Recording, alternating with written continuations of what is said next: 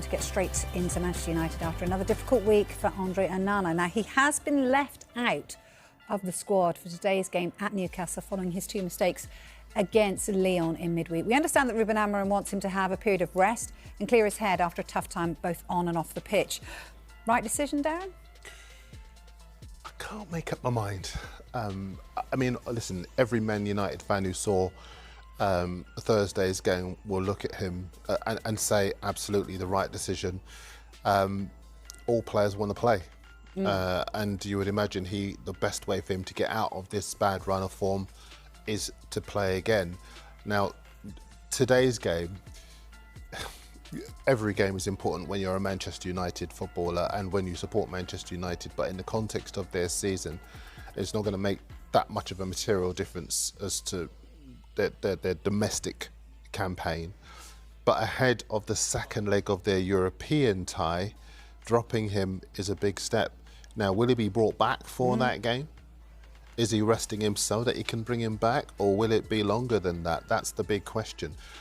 And all of these headlines in all of the papers today suggest that there is certainly doubt about his long-term future. Just on the right side behind Darmesh, you might be able to see there's a bit of a difference of opinion, because that headline there, the second one, just by his elbow there, drop Onana, no, give him a chance. That's Andy Dunn in the Sunday Mirror. Whereas that one underneath that headline, Axe might help Onana, he's a liability for United. That's Danny Murphy in the Mail on Sunday. So there is a split of opinion in the Sunday papers, even though there is unanimity on social media from fans who've seen him play. To be fair, a lot of fans with that emotional investment in United and their results, whereas these two are quite objective opinions from the outside. Whatever happens, though, it's adding scrutiny to a position where Manchester United really don't want there to be any scrutiny, because now he's dropped for today's game. What happens on Thursday? Does he come back in? How much pressure is now on Altay Bayindir? If he has a really good game or a bad game or an indifferent game, what happens on Thursday? All eyes will suddenly be on the goalkeeping position ahead of this game. The second thing you said is key. If Bayindir comes in and has a bad game, what then? Exactly.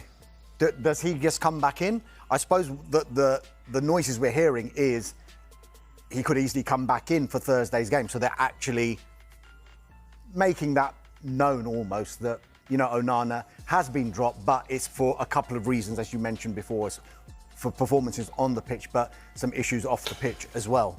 Look, there has been this characterisation of him as a bad keeper, right?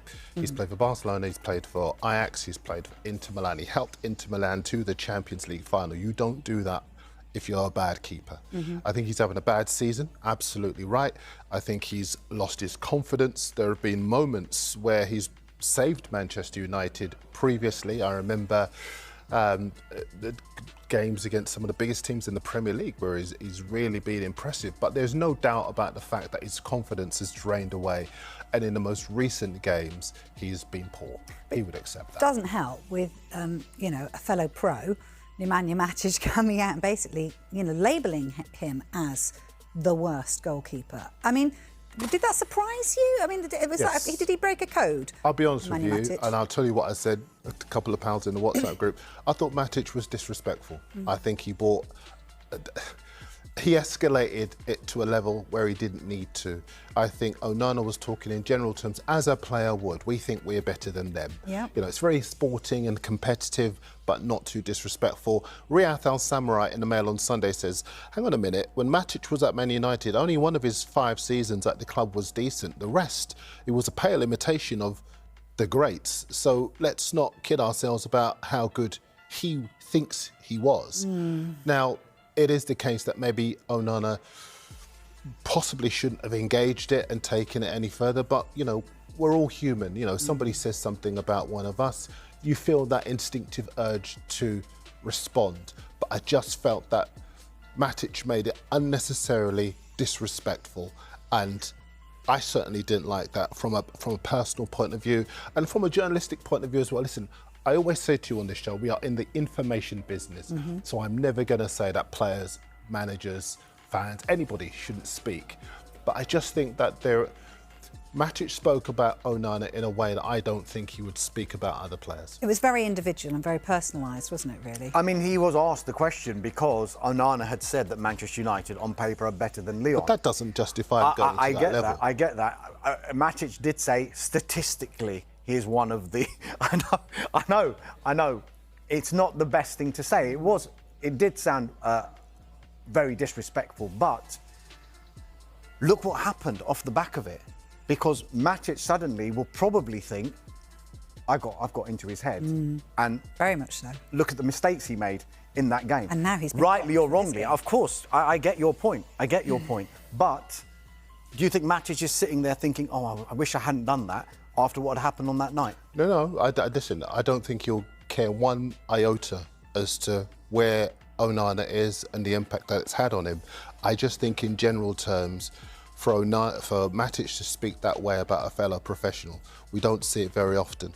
And I just felt he was unnecessarily disrespectful. Paul Scholes said that Onana initially should have kept his mouth shut, but that was one of those situations where he was asked the question, and he is clearly going to back his own club to say, yeah, we believe we're better. Yeah. But maybe there's another way to answer that question, and maybe not say it in such black and white terms as we're better.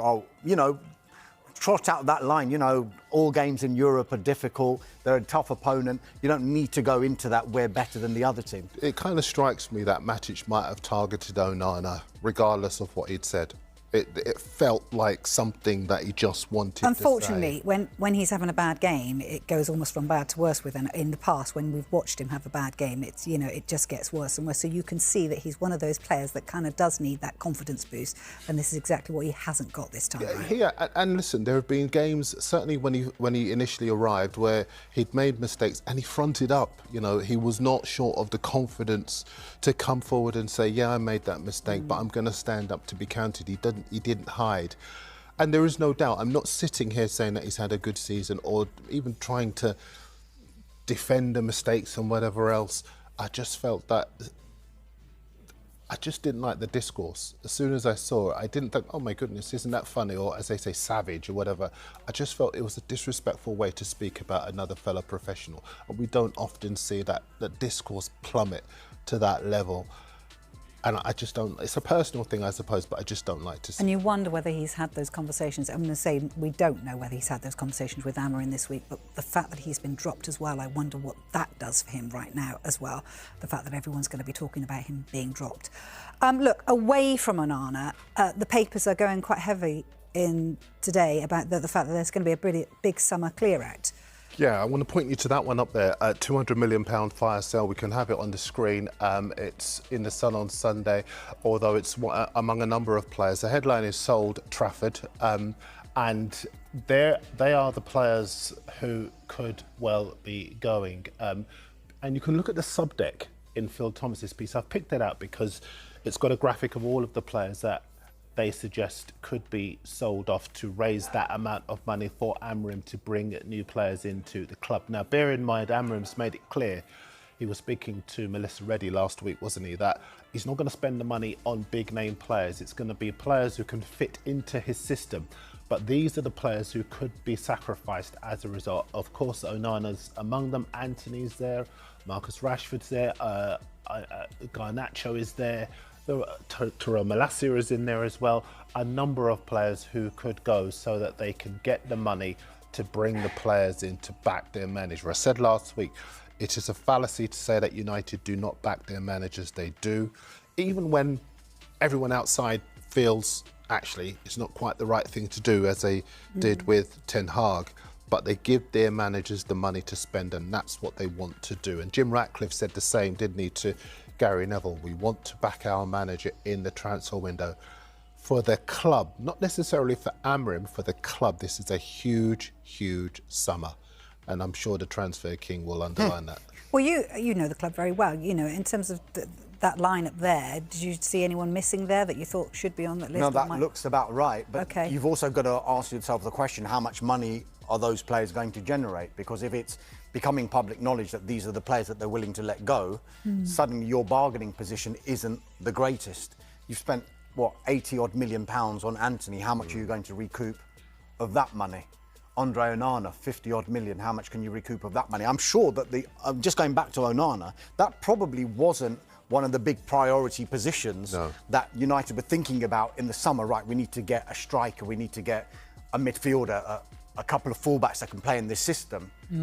Now this issue has reared its head. Suddenly they're like, do we need a new goalkeeper? And how much is that going to cost Manchester United? So I get that they're going, we know about Manchester United's financial issues at the moment. So then they are clearly going to need to generate a hell of a lot of money for Ruben Amorim to be able to mould that squad in the guise that he would want to do it. Now, I know he said from the start he didn't want to come in mid-season.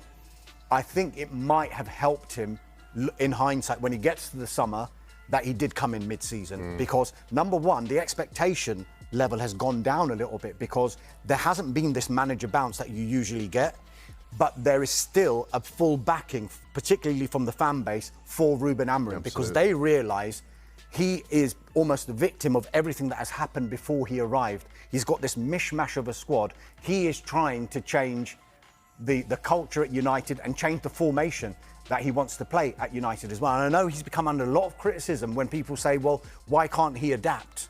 Why should he adapt? Why should he adapt his formation? Because if you're employing a manager who's been successful by playing 3 at the back and then saying, well, why doesn't he play 4 at the back? Because those are the players he's got, shouldn't have employed him then. But then shouldn't he have a second way to play? Martin Samuel said this a few times in his column. If he's that good a manager, why doesn't he have a second way to play? OK, so if it was going a bit wrong, for example, for Pep or Arne Slot, and they have played their entire careers in a certain formation, do you think they change formation? But have they? But that's what I'm saying. Pep Guardiola has evolved. Yeah, you know, but so there's that's evolving, what you do, right? but there's changing formation. So we're talking about them Manchester United playing a back 4 to going to a back 3. Well, that's how he plays. I agree with you, but then on the flip side, I remember the Forest game where Liverpool were behind, and Arne Slot switched to a back 3 because he realised that he was being completely overrun, and he showed that adaptability to be able to address being overrun. The difference is that they're coming from a position of strength, Liverpool and Manchester City, because they've had this success. They've got a fantastic squad. We're talking about Liverpool, you're saying 6 players. No, maybe they'll bring in 2 or 3 players. Yes. And maybe those 2 or 3 players will come in to strengthen the bench, to increase competition to the people in the first team. United, we're talking about 5 or 6 players, not to go in the squad. They need to go straight in the first team.